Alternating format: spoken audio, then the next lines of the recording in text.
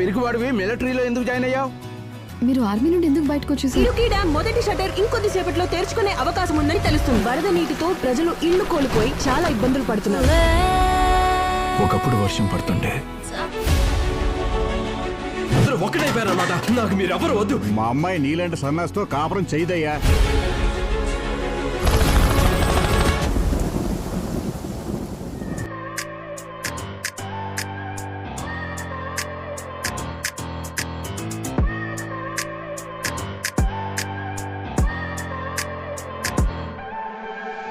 I look at people and I wonder all day, who are you and you are not the one in your way.